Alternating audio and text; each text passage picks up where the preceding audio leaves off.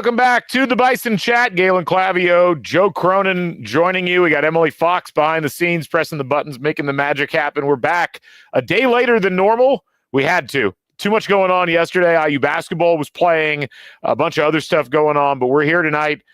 Whether you're watching us live or whether you're going to be tuning in on YouTube after the fact or listening on Spotify, as we talk IU football, tons to talk about, Joe. We've had the bucket game. We've had the most recent playoff reveal. We've had National Signing Day, all kinds of things going on in what is essentially an off week for IU as their regular season is over and now they await whoever they are going to face in the college football playoff. Good to see you. How are you doing today?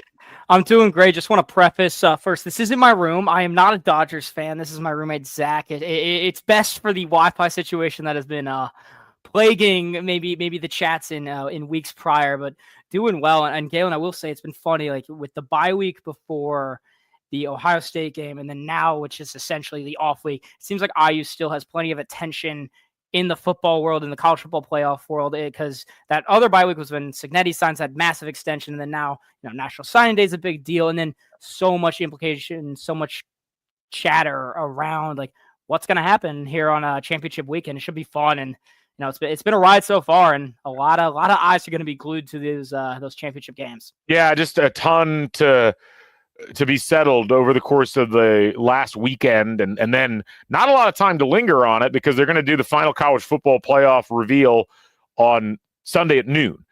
So we're going to go like right from the afterglow of, those 8:00 games. You've got Big Ten and ACC at 8:00, and then we're going to get about 12 hours of sleep, and we're going to figure out where everybody's going and who they're playing. And we're going to talk about that in a minute. We're talking about where Indiana's spot is in a minute. First, let's talk a little bit about that bucket game, Joe. Indiana, a historic whooping on Purdue, 66-0. And it was a magical day all the way around. It was one of those days everybody was afraid of the weather. It was going to be really cold. And then the snow entered into the forecast, and you got this almost magical atmospheric condition going on in Memorial Stadium. There were a lot of concerns about the crowd. Crowd ended up being fine. A lot of people there. It was loud, and they got treated, if you're an IU fan, to one of, if not the greatest moment for IU in the entire series dating back to 1891.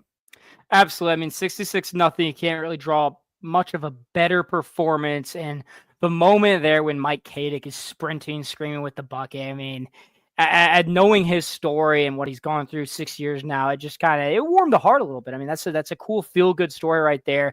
And no one better really to be the one lifting it up, hoisting it. But wow, that was a whooping of all whoopings. Saw in I think Purdue was ranked 133rd at the end of the season out of 134 FBS teams. So they were bad. They were bad. They went to bed thanking their lucky stars that Kent State exists. Which was ranked dead last. It was bad.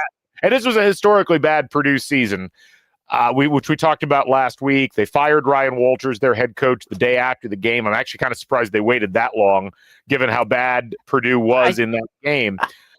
It's funny, because Purdue, even though they weren't great last year, they beat Indiana. And if you kind of stopped at the end of the bucket game last year and you thought about the trajectory of the two programs, at that point, Tom Allen was still the head coach. Ryan Walters hadn't been illustrated that he was going to be a complete disaster, which he did end up being. But you could see some optimism if you were a Purdue fan at that point. And for IU fans, it looked like, God, we're going to have another season where things aren't going to happen. What a difference. Yeah. What a difference a year makes. 1 year. It's hard. It's almost impossible for anybody, fans, media, anybody involved in the program to believe that was only a year ago, that Indiana was finishing off a 3-9 season with a depressing loss against a not very good Purdue team on the road. And to win a game against Purdue and launch themselves into the college football playoff, it boggles the mind. You can't really make the connections effectively in your head. Well, it was a little, maybe not funny, but interesting back-to-back seasons after the bucket game. The loser head coach was fired and was no longer there. And to your point, about Walters not being maybe fired in the midseason. I don't think Purdue could have done that because he was only in his second year. And I think 1-11 was enough cause in year 2 where it's like, this is not getting any better. There was no juice within that program. I mean, they go into that, sure, it's still a rivalry game, but they go down, 21-0. What more fight does this team have? What more are they playing for? And it seemed like that was the sign right there that something needs to change. And with Indiana last year, what they did right after losing is they had a complete overhaul, brought in Art Signetti, and then really the rest is history throughout all the buzz chatter, all the, picked 17th in the Big Ten, finishing tied for second. I think they blocked out enough noise to say the least, but just a complete 180, 180 on top of that for Purdue. I mean, not really. I think they just went from bad to worse. IU is here, and they're knocking on the door of, being a playoff team. And I mean, I believe that they should be. I don't think they'll be punished. I think they'll be locked right in after this past weekend. I think it was good to see them locked in. There shouldn't be much more motion, but one more ranking remains. Yeah, one more ranking, and that'll be the one on Sunday. And essentially, IU is in, I think, really good shape. We'll talk about the rankings here in a little bit. I'll wrap up on the bucket game just by saying this. It's really fascinating to me when you think about, IU and the investments that they made in football that allowed them to get to the point that they're at right now, and they continue to make those investments. And, there was an article today I was reading about Purdue where, there was an interview with Ryan Walters, who, I'll give him credit for doing an interview so soon after being fired, but he made some kind of comment about, like, he's not sure what the NIL situation is at Purdue. Like, he doesn't seem to think they have much of a plan. And this is where, a lot of times when we've had conversations about IU athletics, historically, the administration kind of gets criticized for not providing support at the levels that you would think. And that has been a historical issue with IU football. But it is amazing, like, two programs that are pretty similar in terms of success. And, they've kind of gone back and forth where neither has been good together. Like, it's always one is good or the other is good. It's just fascinating that IU just decided to hit the accelerator. And it's like, yes, we're going to go hire this coach and his staff. We're going to give him all this NIL money. We're going to have this season. Then we're going to build on that by extending him, paying him $8 million a year, which is an astronomical figure for either Indiana or Purdue. Increase the assistant pool, increase the NIL pool. It is really fascinating with this as a case study, watching these two programs who have always been kind of joined at the hip. Purdue's always been a little bit ahead of Indiana in football. And Indiana's like, we don't have time to trifle with this now. We have got to hit the gas and move forward. And again, I've said this pretty much every week, but you got to give the administration credit for finally stepping up to the plate and doing what needed to be done to kind of elevate Indiana in this rivalry. I will say, in more of the brand, not in basis of the rivalry, but in the brand of college football, it was kind of a do or die moment that if you're a name brand like Indiana, it's a massive school, a lot of collective, obviously a lot of distinguished alumni coming from Indiana. That was the time that if they're going to invest in football, it's when they bring in this new coach. It's when they bring in this new culture. It makes it so much easier in a sense that maybe, they keep Tom Allen and he wins 6 games. How hard or how easy is it to kind of invest right then? But you bring in this new guy with this new mindset. He's 6-0 and people start to believe, the investments start to roll in. And then, 10-0, he gets that massive contract. And it was one of the more well-deserved contracts in all of college football. Yeah. And it's just part of the way that this college football season has gone. I mean, one example is also with SMU. I mean, this was a team that was fantastic in the 80s, and they were doing NIL before NIL was legal. They were paying players pretty under the table or over the table. They got caught. They got caught. There was no hiding it. Joe, they were passing out cash-filled envelopes in the locker room. There's no hiding it. All right, I won't even say under the table. It was blatant. They were handing players money. They get severely punished, hit rock bottom. Now they're in their first year in the power conference and pretty much locked in for a playoff spot. And it's a little different. They do have more history than Indiana, but it's a kind of a similar thing. It's like they could invest, make the jump at the right moment. It's like, there. Well, and it's that, and SMU is kind of funny in that there's a few things you left out. SMU boosters have more money. Yes, the SMU boosters are swimming. There's an insane amount of oil money. And what was the duck? What's the duck's name that always dives in the gold coins? I don't know. Scrooge McDuck. Scrooge McDuck, yeah. Yes. Just a bunch of those with, right. with SMU. What's fascinating about SMU, and we'll talk about this again when we get to the playoff thing a little bit, but this is a program that has been desperate to try to get into a major conference. And they were so desperate to get into the ACC that they agreed that they would not take any television money for like 9 years just so they could be a member of the ACC. Florida State, in their lawsuit against the ACC, trying to break the grant of rights agreement that's holding them there until 2036, actually argued that having SMU in the conference was going to hurt their strength of schedule and was going to hurt the overall brand power of the ACC, which was maybe even more ironic now by the fact that, as you said, SMU's in the driver's seat for a college football playoff berth. And of course, Florida State finished 3-9 this year. Bad season for them. Bad year. Anyway, back on Indiana and Purdue, I'll say this, and I feel the same way in basketball that I feel in football. I would love nothing more than Indiana-Purdue to be a rivalry that was good every year, that had good teams playing, that had teams that were playing for meaningful games in December or January. And it's one of those deals where it would be great if Purdue could figure out their NIL situation. I think Purdue kind of got caught on the wrong side of an athletic director shuffle. This was mentioned earlier by Matt Uhl, where they hired a great athletic director for the previous era.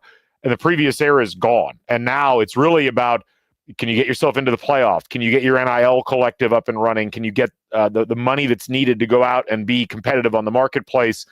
And that's hard to do. And, and it's especially hard when your hiring process is like, you're not going to strike gold like Indiana struck with Kurt Signetti. And as much as you praise that hire, and that hire is, has been amazing, even Scott Dolson, in his wildest fever dream moments, could not have predicted what happened this year.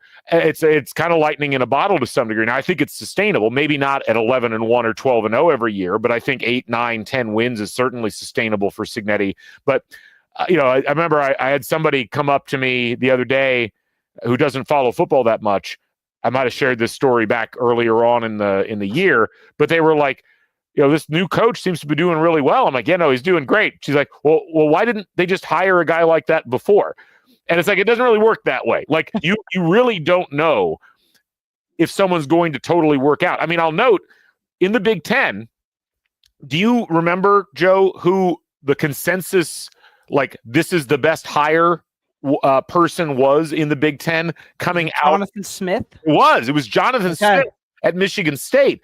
And I don't think he's entirely to blame for the situation there, because let's be honest, he inherited quite a dumpster fire. Yeah, with everything that happened with the previous situation, I do have to feel bad. But the reality is, like, even Jonathan Smith, who had great pedigree, did really well at Oregon State. I mean, that's a guy with some talent on his team. He couldn't get that team past 5-7 this year. So even hires that everybody thinks are going to be dynamite don't always work out. And that's where Purdue has got some real problems. I mean, when you only score, their performance this year in the Big Ten reminds me a lot of like that 2021 year that Tom Allen had. I did see something crazy. If they started every game with a 34-point lead, they would be 6-6. Yes. Yeah. I almost feel bad. Yeah, I don't feel bad. I feel that's what I almost like. There's a big difference there. But anyway, Indiana 66-0, as we mentioned, the biggest margin of victory for IU in series history, the second biggest margin of victory ever. The other one should not count because it was in 1892. Purdue won 68-0, but Indiana had so few players that, like, there was an article in the Indiana Daily Student shaming men on the IU campus for not going out and playing on the football team. That's how bad Indiana football had only existed at that point for 5 years, and they hadn't fielded a regular team but for 1 year. This was still like a group of guys hanging out in an intramural field being coached by a professor. That's how long ago that was. So for the modern era, this was the largest margin of victory either way, and a huge tip of the cap. This is one of those things. It's like, this is how you get people unquestioningly devoted to you as a coach. You win big games. and you go and beat the crap out of your rival like that. I mean, anybody that was in that stadium who was an IU fan for the next however many years, Joe, when you're going to games when you're 70, and it's whatever 2075 or whatever, you're going to be like, yeah, I was in the stadium when Indiana beat Purdue 66-0. These are the gifts that keep on giving. Yeah, I mean, that's really what it's all about. What they did is what, like I've said, what these top level teams do to opponents of a Purdue caliber. 66. Right. That's a lot. And considering there wasn't a touchdown, there wasn't a score for the first 9 minutes. Both teams went like 3 and out to start the game, or maybe not 3 and out, but both teams had to punt on their first series. But it just kind of was the cherry on top of a tremendous regular season for Indiana football, a historic one at that, one that, like you said, I'm going to remember not just the game, this whole season. And I'll go back to your point about Scott Dolson and how maybe in his wildest dreams he couldn't have thought 11-1 playoff berth right on the brink. It was at UCLA. I was down on the field and I was trying to stick close to Sig, watch his fist up, and I noticed Dolson, and he was thanking the crowd, and I don't want to say for sure, but it looked like he had like tears in his eyes, and it was like this was also the same moment that someone asked Mike Kadick, we got to talk to him on Saturday after the game. He said that was also the moment where he was like, okay, this is real. Like, what is happening with this team? Like, because those first 2 games was FIU and Western Illinois, so a little bit of a different brand of football, and then they go and that was the moment, 3-0 and just a whooping where it's like, oh, this. What is happening is real football. This is a team that can compete, and they have shown that they can compete, and they're about to in front of the entire nation at the highest level. And I mean, it seems the fans have invested. I mean, there was a packed house at Memorial Stadium up until it was about 52-0 or whatever it was. So they had a good showing. Students were there, and of course it was cold. And Cignetti had a funny moment. He was like, fans didn't stay the whole time. I guess they were cold or whatever. It was something like that. I was like, wow, this guy just all gas all the time. He is a deadpan comedian. It's always great to see. But no, you're right. I mean, I remember I was at the UCLA game too, and I remember Dolson coming off, and it did kind of look like he was emotional. But like a lot of people who had followed this team for a long time were really emotional after that game. It was an early idea that Indiana might be good. And I think I got asked this on another podcast, but it's like, what was the turning point moment where you really felt like this team could be special, like really special? And to me, it was almost certainly the Nebraska game, because you think about it, like the Northwestern game, you're like, okay, there's something real going on here, but there were still some flaws. The Nebraska game was such a flawless set of circumstances that you couldn't help but being there and listening to the crowd and watching the team perform to that level and just be like, wow, what is going on? And it's, did the season end perfectly? No, obviously, you lose the game to Ohio State.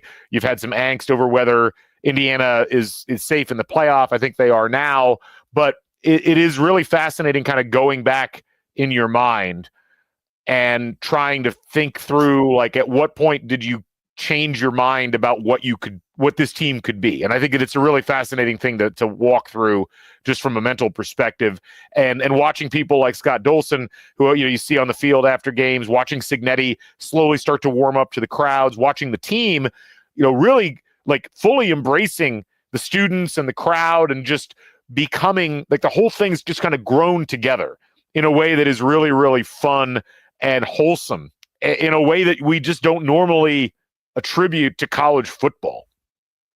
They were growing all at the same time, because I mean, freshmen on campus are witnessing the best IU football team to ever be in Bloomington, and just with that Nebraska game, I mean, there was feelings like, what if they go beat Michigan by 40? What if they go to Columbus and beat Ohio State by 2 scores? Obviously, that didn't happen. Both those didn't happen. But I think the thing, and obviously Ryan Day did say, you got to learn how to lose, and Indiana learned how to lose. Another thing with that, there was only one undefeated FBS team in the regular season. Yep. Teams were losing, and even that, they squeaked by some games. Wisconsin, Ohio State at home, Boise State at home, Oregon, fantastic team, definitely the number one team in the country by far. or just at least from being undefeated, but it wasn't easy for them. So this has been a fantastic just year of college football on the national scale, not just with Indiana.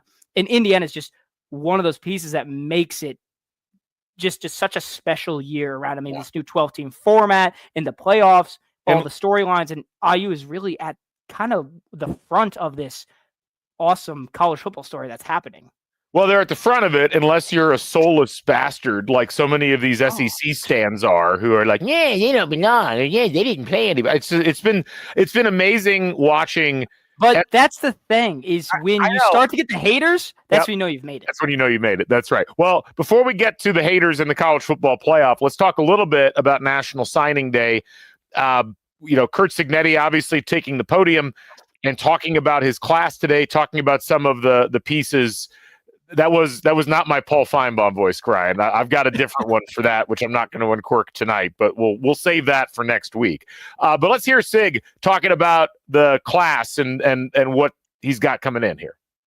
It's all about people. The coaches you hire, the players you recruit, right? And there's a lot of good players out there. And, I mean, you're looking for people that are passionate about what they do, goal-oriented, know how to set goals and go about achieving them. Now, they're still young guys, and they're going to need developed and guided, correct? I like the class. I think these guys all have a chance, and we're excited about them. So pretty big class, not a terribly high-ranking class when you think about what Indiana's done this year, which isn't surprising because you got to keep in mind, like, college football recruiting really happens a whole year ahead of whatever cycle you're in. But that said, they pick up a couple of nice pieces towards the end. They get a recommit from a 4-star that had decommitted from them earlier. They've got a lot of line on both sides coming in, like a lot of guys up front. And, it's one of those things where Indiana's probably going to do most of their damage in terms of the top line roster spots in the portal as opposed to in the recruiting class. But it is nice to see Indiana amassing a solid class, a top 40-ish class, which can be a building block for what they do, not just in the portal, but who they decide to try to bring in next year as well. Absolutely. And like you said, a lot of these guys have been committed, and all they needed to do was just write their name on the piece of paper. They were ready to be an Indiana Hoosier. So a lot of times don't really pay attention to the stars. Yeah, it's a solid recruiting class for Indiana football standards and the long history. But like you said, it just paved the way. I mean, what you're going to look at for 2026, 2027, that's where it's going to get exciting. I think one thing noticing is just some of the Indiana guys coming in, getting some 3-stars from there.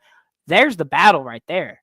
Indiana now has a real shot to be in a recruiting battle in the state with Notre Dame. Obviously, it takes more than just one season, but they have now put themselves in a position above Purdue. And Purdue is out recruiting Indiana in the state. Now IU is all the leverage on their side. And then, like, you trickle into Ohio, Kentucky. Ohio State is going to be attacking the 4 or 5 stars and a lot of 5 stars. IU can poach a few 4 stars from Ohio if they wanted to. I mean, if they look at anything that IU has done this season and you're choosing between 2 schools, I feel like it's difficult if you have a toss-up between IU and Ohio State and you're a 4-star and you're going to get playing time somewhere.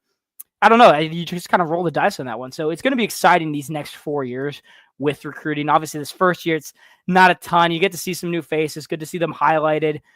The respect that Cignetti has for them as well. But this will be a project year, kind of get them developed into the system. I doubt many of these guys will play this next season, but get them sitting behind probably some quality transfers, and again, the coaching staff that is here, they have proven that they can take 3-star talent and make them legit even less than 3-star talent at times. I mean, Aiden Fisher was a 2-star recruit and it's a first team all Big Ten guy. Yeah, well, and look, I always look at recruiting like this. You're probably not going to win many battles for 4 and 5 stars in the state of Indiana against the Ohio States, the Notre Dames, the Michigans, the Alabama. Alabama's come up and gotten a lot of people out of it. They can compete for 4 stars now. But here's the thing, and I've always believed this. Yes, you can compete for those 4 stars, but I think the sustainable model for Indiana is being able to beat out the Iowas and the Wisconsins for the 3-star upside guys that might have just a little bit off on their measurables. Because, look, realistically, you don't become a national player in recruiting overnight. That is a long build. That requires a lot of years of 8, 9, 10 win seasons. But, Indiana this coaching staff and Cignetti have shown a real ability to develop talent. And if you look at Iowa, you look at Wisconsin, you look to some degree at Michigan State when they made the college football playoff, back in 2016 or 2015, they didn't get there with a lot of 4 and 5 stars. They got there with a lot of 3-star guys that they developed and were able to put into a position where they became all Big Ten, or they became draft picks after not being that heavily regarded. Now, I think the NIL landscape changes that a little bit. Maybe development becomes slightly less important, but if you can get a guy for 2 or 3 years from that circumstance, I do believe that puts Indiana in good shape. And Cignetti even mentioned it on, I forget if it was, I think it was the 24/7 show that he was doing today, where he talked about how a lot of the benefits of the season they had this year is really going to start popping up, not just in the portal class, but also in the recruiting class that you will see next year. And so that's something to keep in mind. Now, one of the big question marks has been quarterback, because obviously this is it for Curtis Rourke. So Cignetti was asked about that in the press conference. Let's hear what he had to say. Well, we have 2 young quarterbacks in the program that we like, Tyler Cherry and Mendoza. So we didn't feel a real need to sign a young quarterback this year. We will definitely recruit a quarterback out of the portal. And in terms of our other needs, I'll let you guys put pen to paper and figure out who's coming back and who we're losing, and figure that out on your own. That's a great answer. That is a great answer. Notable name not mentioned there. Taven Jackson. Yeah. Well, Emily and I were talking about this beforehand, and I think that last drive in the Purdue game where he ran in for the touchdown, that kind of felt like his goodbye present. And we'll see. Maybe he's back. I don't think there was no notice he was in the portal. It's interesting because I thought he was fine in that Washington game. He came in and did a good job of spelling Curtis Rourke in the second half of the Nebraska game. But you just wonder, is he the type of quarterback that they can build around, given what they like to do offensively? And I just don't know what the answer to that is. So I'm really curious to see what happens with Taven Jackson, but him not getting mentioned even in that answer probably tells us a lot. Yeah, and I had a feeling that they would go and attack a portal quarterback. And to the point of Taven not being in the portal yet is because IU's still playing. And if Rourke goes down, then who's the next man up? It's Taven Jackson. It's not going to be Tyler Sherry. So right.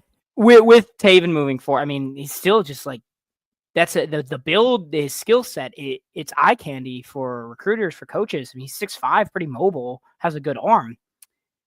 It's just some of the developmental things. I think it's been a tough ride for him. He's bounced schools already, the coaching change, everything like that. And when he thought he was going to be the guy last year, lost the starting role to Brendan Sorsby, then who knows what was going through his head this year, decided to ride with Cignetti and be the backup. But I will say there was a moment that it was after the Nebraska game when Rourke gets hurt. He was in like a brace, sling, whatever, the wrap around his hand, and Taven had his arm around him as they both went to like embrace the student section. So I do think Taven wants to be a part of the team. It's just a matter of is he the guy to be the starter? And I don't know. Right. I mean, I honestly thought that Washington game was going to be a tryout, but you can't base that one game off of everything in the future. So they'll go attack the portal. And I mean, again, like if you're a transfer quarterback, you saw what Curtis Rourke was able to do. It's a hot market. Well, outside of some big name teams, the IU is going to be one of the hottest market for a quarterback outside of, I'd say, like Miami, Colorado, probably. It's and maybe Georgia. Yeah, I mean, it's going to be a very attractive place for not just quarterbacks to land, but others who have seen what this group, that was at James Madison and is now coaching at IU, have been able to do with the various quarterbacks that they have brought in. And, it's like, if you really do have a guy who's like a generational sort of, this was always the question with Julian Lewis. It's like, well, do you want to spend that amount of money on a quarterback that's not going to be able to start right away, that you're going to have to, bring along slowly? You still got to pay that guy when he's on the bench. And when you can go out and just get somebody in the portal that is going to be able to produce at a high level from the get-go, like Curtis Rourke has. Now, they don't always work out as well as Curtis Rourke did.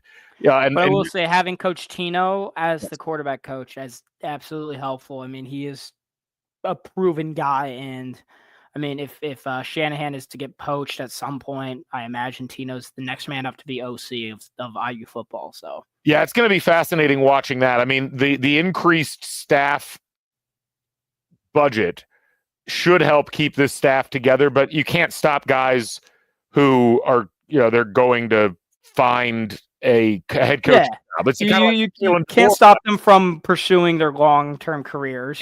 So, it's one of those things where all you can really do is think about, if you're a transfer quarterback, I'm going to come in, I'm going to work with this staff. They're going to be able to get me to where I want to go. I mean, look at Curtis Rourke. Curtis Rourke, yes, he was MAC Player of the Year. No one was talking about him as like a Heisman candidate coming into the season, and yet for large parts of the year, he was 22nd ranked transfer quarterback. Yes, and I'd say this season he was probably the fourth best after production, outside of like Dylan Gabriel, Cam Ward, and I'm blanking on the other one. I'd say third. Honestly, third best is probably right where he falls in. So yeah, it's big jump right there. It's huge, But that goes into the whole recruiting thing. Is this staff just has a knack of developing and finding these hidden gems and pairing them in systems and with other guys like an Elijah Surratt, like a Miles Price, the double running back of Justice Ellis and Tyson Lawton, and then a great offensive, like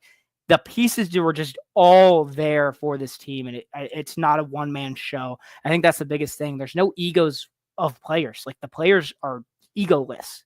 They just ride with the team. The big ego is the head coach, and it takes a lot of attention away from the players. And honestly, it works out in a way. It means all the media attention is focused on Cignetti, not on, what's Curtis Rourke doing? Right. So, ultimately, there's a lot of fascinating things. And Cignetti even mentioned it, like, we're going to have a lot of action in the portal. There's going to be guys leaving. There's going to be guys staying. This is the new normal when it comes to IU, and not just IU, but college football in general. And it's going to be fascinating watching all of that playing out. So a lot of fun and a good starting point for Indiana as they start to mold their roster together for this upcoming year, and a complicated time period here, obviously, because as Cignetti mentioned in the press conference, you got your recruits that you just signed. You got 2 weeks of prep for the playoff. You've also got portal guys coming in and out, and you got retention situations with the players that are here because they're going to be like, hey, what can I get for this next year? There's just so much that's going to be happening here, and it's going to be fascinating watching all of it play out. And I do wonder with Indiana, it's interesting.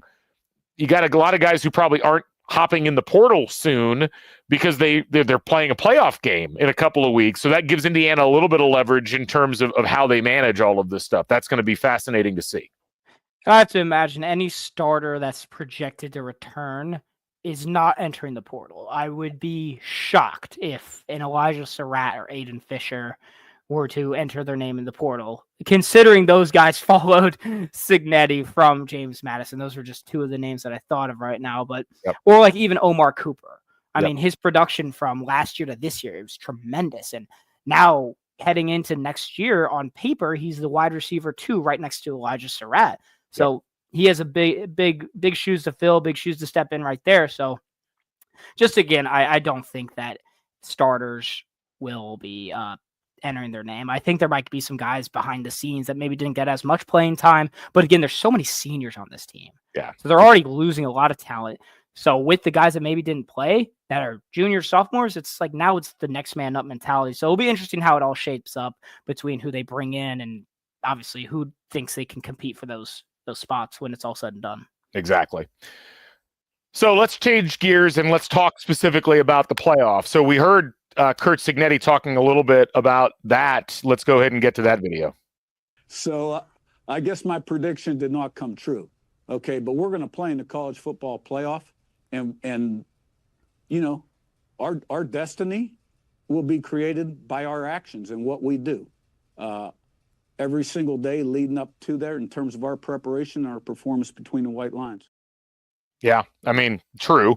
And his prediction originally, of course, was playing in the Big Ten championship game, which almost happened, Joe. It's one terribly coached PJ Fleck sequence in that Minnesota-Penn State game away from Indiana playing Oregon this weekend in the Big Ten title game.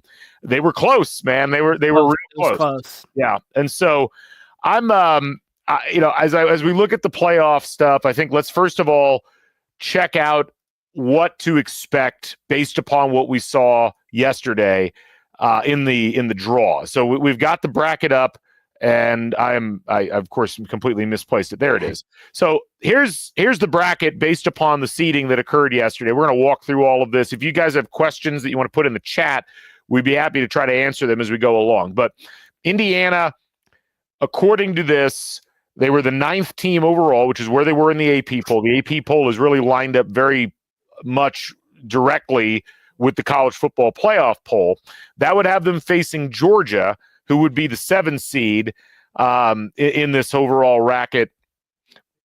That game, one of 4 first-round games, the other ones being Notre Dame, Alabama. Alabama sneaks in despite having the 3 losses. Penn State and Arizona State, who in this calculation is the Big 12 champ, and then Ohio State hosting Tennessee in the 8-9 game. And then, of course, your byes, Oregon, Texas, SMU, and Boise State. Now, I guess the first thing to talk about here is remember the format and remember how all this works out. The top 4 conference champions in the mix get byes. The 5th conference champion and only the top 5 make it into the playoffs, but the 5th one doesn't get a bye. They just sit wherever they sit within the rankings. And then you've got essentially 7 at-large teams. And so Indiana, at this point, according to the committee, sitting 9th at 11-1, looks like they're pretty safe. Because if you look at the overall rankings below them, Boise State is below them. And then you've got Alabama, and then you've got Arizona State. It's incredibly unlikely that Boise State would lose to UNLV and UNLV would jump ahead of Indiana in terms of a ranking. And it's very unlikely that either Arizona State or Iowa State would win and get elevated above Indiana at 9th. And so those are the really big things that I was watching out for when the draw happened, as far as Indiana being in the playoff. As far as hosting, and we had a question in the comments that got popped up earlier on from Ryan, should I cancel my Airbnb for the first round game in Bloomington, or is there still a hope? I mean, I don't think there's still a hope based upon the rankings. And this is where I wouldn't cancel it till Sunday at like 2:00 just to be sure. But it seems implausible that Indiana is going to jump the multiple spots it would need, because as the 10 seed, basically, they would not only need they would basically need to jump 2 teams in order to get to where they want to get to. Some of that's dependent on what happens with SMU and whether if SMU loses and becomes an at-large, they drop below Indiana. But it's also like, even with that, you would need to have some other mechanism to get that next spot above. And it doesn't appear like Indiana's got any way to get above Tennessee or get above Ohio State. You could potentially see Georgia drop, but Georgia dropping by itself would only get Indiana up 1 spot, not the 2 that it would need to host. Yeah, I don't see them hosting in this scenario. Maybe they slip up to the 9-8 as the road team. I think no matter what, they're going to be traveling, and that's kind of the preparation into these weeks. Is, I imagine, outside of the regular game plan, day-to-day stuff, that crowd noise is going to be a huge emphasis. Maybe that will be addressed to the media. I highly doubt that. They'll just be like, oh, it's business as usual. But that is going to be a major focus, because in the biggest road test that Indiana had in the regular season at Columbus against Ohio State, the noise mattered. It made a difference. Having to go to that silent count and the way that Ohio State was able to time up their blitzes, they have to have a better scheme, a better plan, because something clearly was not working when it came to adjusting to the noise. And I know that's a huge factor. When having that 12th man, that's why it's called the 12th man. It is playing with an advantage, but they have to be prepared for going to Athens. That's an environment. I mean, if they thought Ohio State was an environment, this is SEC ball that right there at its finest. So it's going to be tough wherever they go. So we have a bunch of questions in chat that I want to try to get to, and I want to try to attack these in a kind of I don't know if there's a particular order. First of all, we do need to acknowledge that, yes, PJ Fleck disappoints fans across the spectrum, not just Gopher fans. It's a gift, you have to admit, for him. Ryan asks, who are we rooting for this weekend? Joe asks, can you decipher what the committee is going to do with the conference championship winners and losers? Ward Manuel's statement was gibberish. Shockingly, a commissioner or a committee chair's messages may not be coming through. So one of the things we've heard, and I think this is important for everybody to understand, we keep hearing that they say we're not going to punish conference championship participants for losing the game, that would be unfair. I don't really understand where that's coming from, because that's not historically how it's worked. And so I cooked this up. I apologize for the fact that I wrote it in Apple Notes, but hey, Okay. it's the people got to see. Here's what I did. Because I find this whole thing very weird. This argument, we're not going to punish teams that lose in the conference championship, when that is exactly what they've done in certain cases in the past. And so here's an example, just going back over the last 3 years. And keep in mind, even though we have a 12-team playoff instead of the 4-team playoff that we had the previous 3 seasons, the rankings are supposed to be the same. The committee is ranking what they feel, given all the evidence, is the top 25 teams in football. It's just that up to this point, it's always been just the top 4 teams that have made it. Now you add 8 more teams to the mix, although 5 of those teams are guaranteed as conference champions. But here's what's happened the last 3 years. So I'll start with last year. Georgia, if you'll recall, plays Alabama in the SEC title game, loses, and they drop 5 spots, whereas Alabama wins that game and jumps up 4 spots. Oregon loses to Washington and drops 3 spots, and Ohio State dropped a spot after they didn't play in the conference championship game, but they dropped a spot because of some other things that happened. In 2022, people forget this, but USC went into conference championship weekend in the college football playoff. Like, they were in the top 4. They get destroyed by Utah in that game, like 47-23 or whatever it was, which, did I say destroyed? That's only, a 24-point victory. And they dropped 6 spots after that game. And Utah ends up climbing 3. You go back to 2021, Oklahoma State was 5th going into the conference championship game. They lose to Baylor, and they drop 4 spots. Georgia ends up dropping 2 spots after Alabama beats them. My point in all of this is the idea that there's not going to be any punishments at all if you lose heavy in a conference championship game is not backed up by the evidence of what the committee itself has done over the course of the last 3 years. And so it does make me wonder, to go to some of the questions that people are asking, like, if Penn State loses really heavily to Oregon, for instance, in the Big Ten title game, do they get dropped 4 or 5 spots? Because right now, Penn State is 3rd. If they got dropped 5 spots, well, they'd be 8th. That still wouldn't be enough for Indiana. But then you look at Georgia. If they lose, I don't know how you have a 3-loss team hosting when you have 1-loss and 2-loss teams above them that didn't, even if they aren't supposed to be punished for what happens in their conference championship game. That part's really interesting, because I think Georgia will drop, if they lose, probably 2 spots. Thing is, I don't know if Indiana's going to move much. I just don't really see it happening, because that would mean Georgia would have to drop 3 full spots to losing to what is the number 3 team in the country in the SEC championship. I understand that teams do get punished, but that seems like almost too severe of a punishment. I understand that they are a 3-loss team, and it's like, there's the justification, but because of that extra game, I don't know if they'll get the 3-team punishment as compared. They'll drop, but yeah, I think my prediction is Indiana's just locked in at the spot they're at, and they will play whoever the 7 is. Maybe they get lucky. Maybe they do. If Georgia, they decide that Georgia should drop 3, but I think they're pretty locked in. A lot of it really is going to come down to what goes on in each of these games. So let's take a look at the games that we're going to be seeing this weekend, and let's talk through what would be the best case scenario for Indiana in these games. I'm going to pop this up on the screen for those of you that are watching along on YouTube and zoom in a little bit. So we've got, to start with, on Friday, we've got UNLV at Boise State. Now, I think in this one, it really doesn't matter who you root for in this game. I think if you're Indiana, though, you'd probably want UNLV to win, simply because it'd be nice, but it depends. Are they going to punish Boise and knock them out? It seems. Yeah, Boise State would be knocked out if they. Oh, would they though? This becomes the question. Ooh. If you think Boise State might not get knocked out, would they leave out the Big 12 then? Is that what you think? No. They couldn't leave out the Big 12, but that's where you start to get into trouble if you're Indiana, since you're only 2 from the bottom, so to speak, when it comes to the at-larges. But this is what we don't know. So in this case, I would actually say you want Boise State to win if you're Indiana, because they're already in. They're probably not, even if they jump Indiana. It doesn't matter because they're the bye.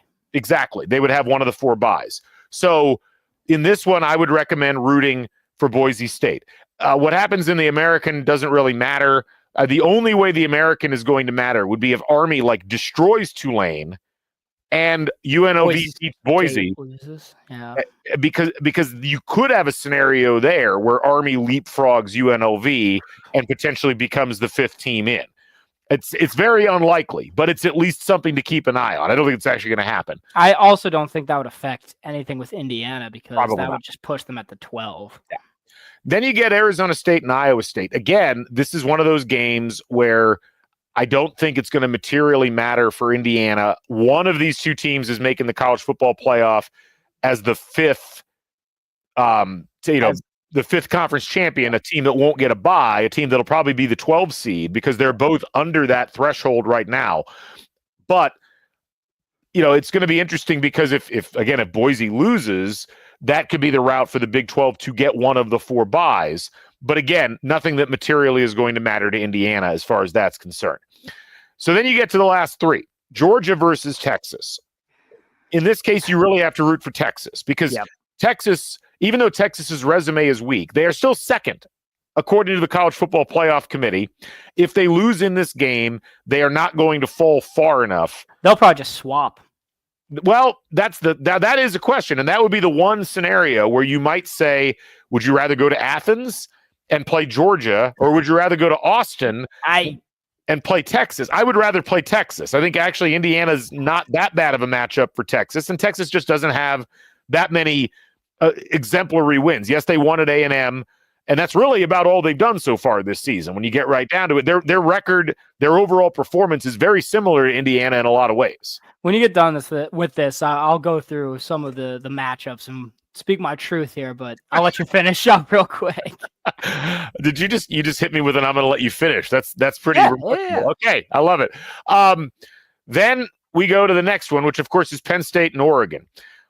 Again, I think in this one you want to root for Oregon, with the idea that if Penn State loses, Indiana's the only 1-loss team left in the Big Ten. And is that going to be enough? Would it drop Penn State 6 spots? Probably not. Although, again, as we saw, we've seen teams drop 5 or 6 spots with heavy losses in conference championship games. So I don't. You have to consider the rankings of both teams, because Utah was ranked 12th, I believe, when they were playing USC, when USC dropped 6 spots. That's true. So there is some weight. Oregon is the number 1 team. So how much punishment could Penn State have? Unless if they're losing 50-0.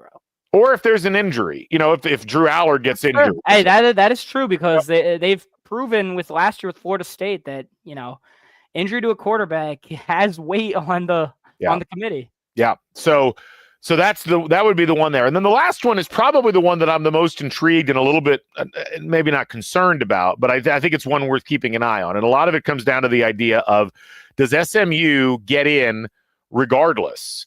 If SMU loses, they're ranked 8th right now. They're 1 spot ahead of Indiana. Do they manage to get in regardless of whether or not they beat Clemson?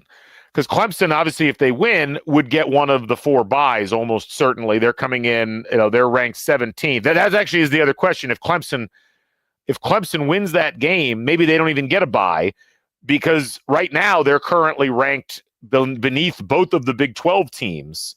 There's just a lot of moving parts with all of that. But I think the one scenario, if you're worried about Indiana, the one scenario that you might be concerned about would be a Boise State loss and an SMU loss where both teams are kept in.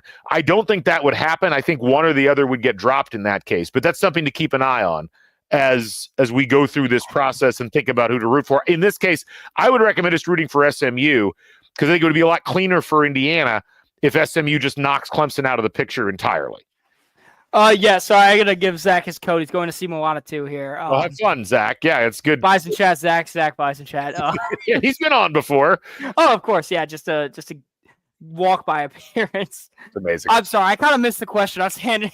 I get it. No, it's fine. I can see where the importance lies with you. No, my point was simply that, you probably want to root for SMU if you're Indiana just to be safe. Yeah, just to knock Clemson out. Because you just don't know if they're really serious about, hey, if you made a conference championship game and you're in, we're not going to knock you out. That would be the one scenario to keep an eye on. But again, even if SMU were to lose, I don't know how you would keep them in and not have Indiana in. This is where the committee's kind of backed themselves into a corner with some of these items, though. And I think it's one of those things to keep in mind. It's like you can't make all of these things be true. And I think a lot of times committee chairmen especially say things that they don't really mean because they don't want to piss anybody off, but they also can't really consolidate their own rankings with the things that they've set up to that point. It's hard to say something and live by it with all the scenarios that happen.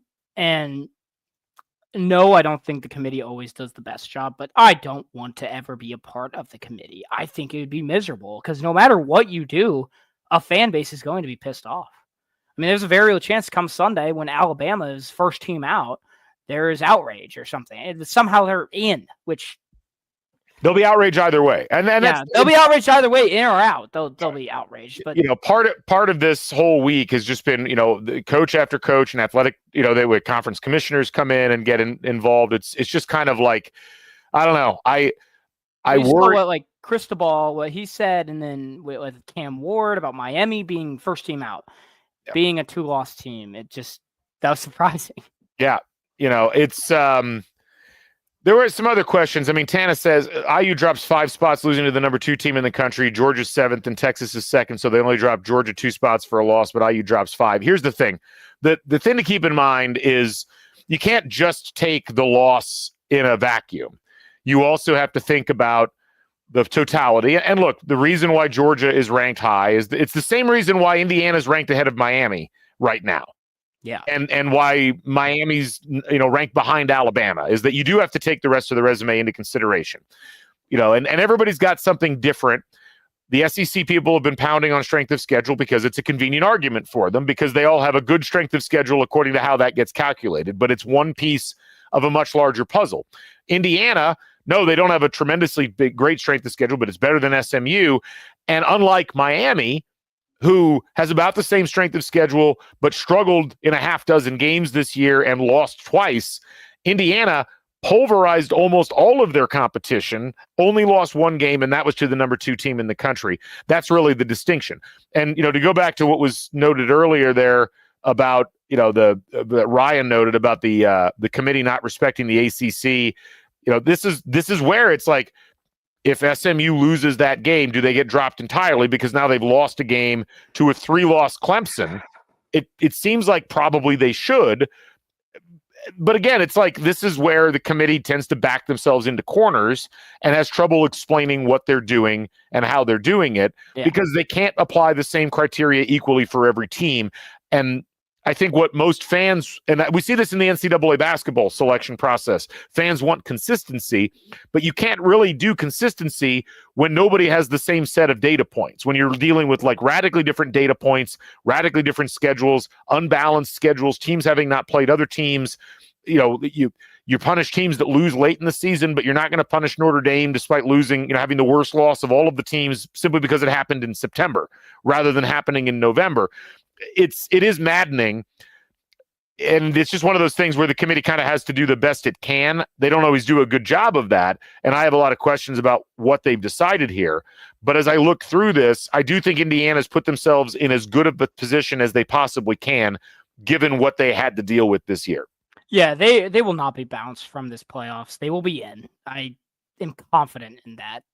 I can say it with almost full confidence. Now, if the committee somehow shocks me, then I guess I'll eat my words and I'll make a public apology about this to all the Bison chat viewers. I will say, I think the idea that a 1-loss team in one of the 2 power conferences not making the field would be well, it's not even that it would be criminal. It would be, but it's not even that it would be criminal. It's that it would set such a terrible precedent to say suddenly that a one-loss team in your conference, a big conference, was not worthy of going to a 12-team playoff, but 3-loss teams or 2-loss teams in other conferences were worthy.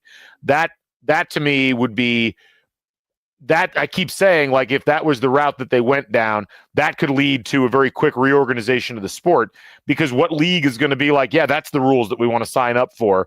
There's so much inconsistency in how a lot of this is applied. Clearly, college football needs some kind of a structure that makes it a little more even, because it's not like the NFL where there's like relative equanimity in terms of who you play. You've got a sampling of all the different divisions that you play against. You play a ton of games in your own conference. That's not how college football works. Schedules are largely, the conference schedules are not set by the teams. They can't predict who's going to be good year to year. And it's still a sport where winning and losing matters.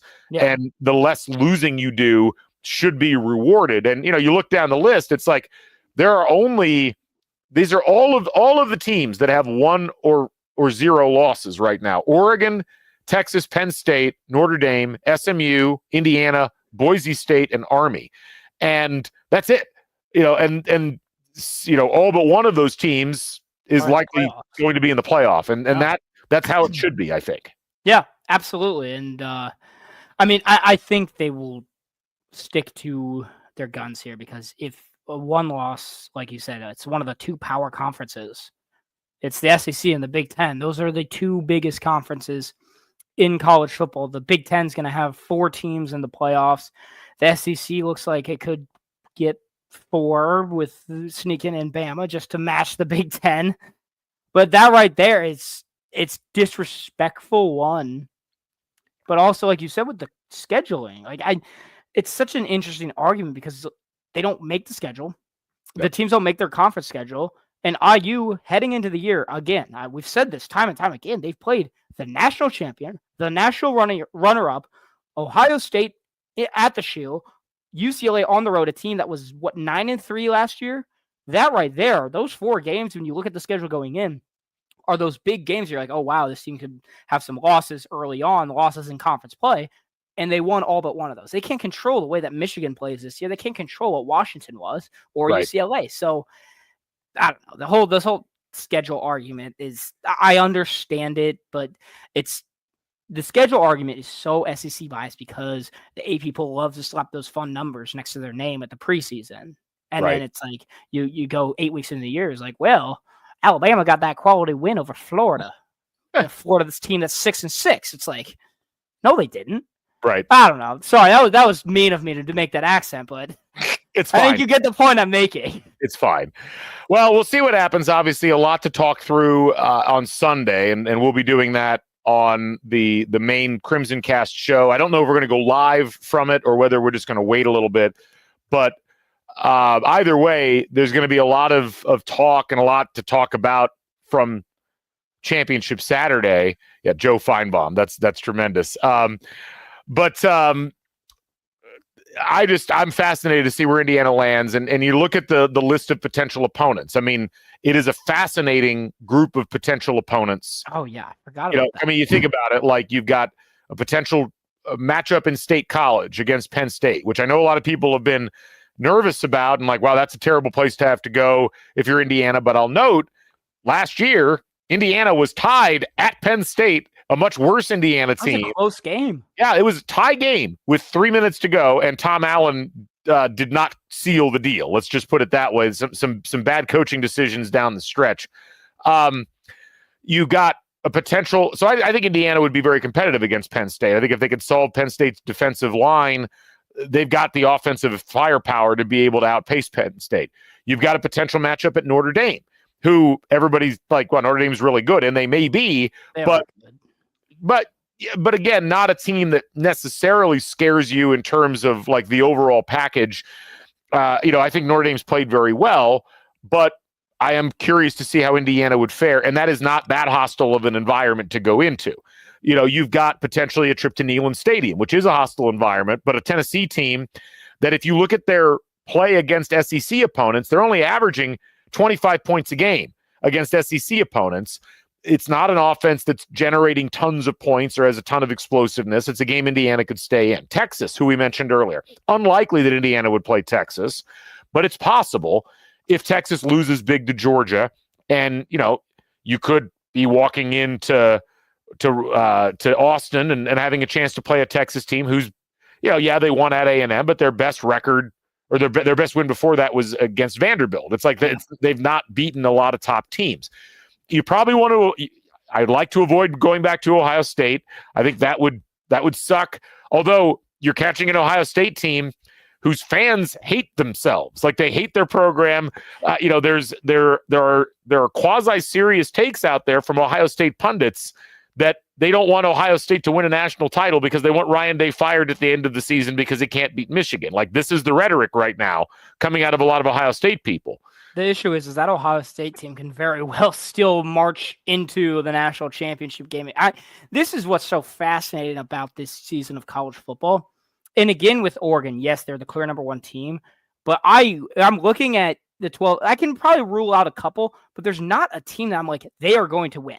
And you can just like put it right there. You can point at it because you've seen in the past couple of years, like Michigan was far and away the best team last year. The 2 years before that, Georgia was fantastic and was clearly the best team in college football. That 2020 Alabama team. Right now, there is more balance within the sport where it's like you can go 8 to 10 teams and you're like, why not to some of these teams? I get there are some, like with Penn State, it's like, is James Franklin going to win a big game? Who knows? Can IU actually match up with the big dogs? Who knows? There's so much unknown with it, but like when looking at the eye test stats, everything, that's the biggest thing for Indiana. It's blocking out the noise and the actual noise of the crowd, because no matter where they go, it's going to be hostile. If they go to Notre Dame, I think they'll have a stronger Indiana contingent. It was the Notre Dame Cincinnati game back in 2021, that very good undefeated Cincy team. And Cincy kind of took over the stadium in a sense. They had like probably 30% of the fans there. And I know a playoff game is a bit of a different magnitude, but I think IU could have a strong showing in South Bend. But no matter what, it's going to be a hostile environment. But I think as far as team performance, they can match up with these teams. You look at talent on both sides. Sure, the other teams will have the 4 or 5 stars talent-wise, but from production, from stats, from offensive rankings, defensive rankings, I mean, I've said this the moment we started the show. This team has played like, has looked like, and is one of the best teams in the country, and they have a chance to make some serious noise. And, if they pick off a team on the road, that silences everything. If they get one win, that's enough. That's all they need to do to get the respect of the country. Gary asked, what's the visiting team ticket situation? Gary, I got bad news. We don't know. We don't know, but B, what little I've heard is not good. Like, there was a note from Georgia Athletics to their fans basically saying, do not sell your tickets. Well, not only do not sell your tickets, but if we have to go on the road, we probably, I think their allotment is like 3,500 tickets. And so if you are planning on going anywhere, you are going to be paying a lot of money. Like so my recommendation would be you either buy early or buy really late. Probably buy early, because these are going to be some of the hottest items. Yeah, I mean, this is the first of its kind. As Matt notes, Georgia tickets today on StubHub are $300 to $800. It's going to get worse. I mean, especially when you get some of these marquee names as matchups, it's going to get ugly for how expensive it's going to be really pricey, and it's going to be one of those situations where you're going to you've got a lot of futures, and it's interesting because, as Ryan notes, like, no tickets have actually been released, but like, I've got IU hosting tickets in my account. Now, they don't match anything right now, but there's at least barcodes I think that can be utilized. There's the hypothetical. That's right. These are hypothetical ticket prices. You need to screenshot it and just have it, maybe print it out, frame it as totally as a keepsake. Be like, hey, that's the thing you tell your grandkids, like, IU almost hosted a playoff game. Last thing I'll note is we have a you've got the ridiculous amount of money that you're going to spend on college football playoff tickets. And to answer the question from earlier, yes, I will be there. I will be there no matter what. Wherever Indiana's playing, I will be there. But look at the prices right now for getting into the Big Ten championship game. The get-in price right now is $32. That's not bad. I mean, considering how far these teams have to travel. Yes. like, I guess it makes more sense. Like, had that been Indiana, Oregon, like, Yep. that would have been a sea of red.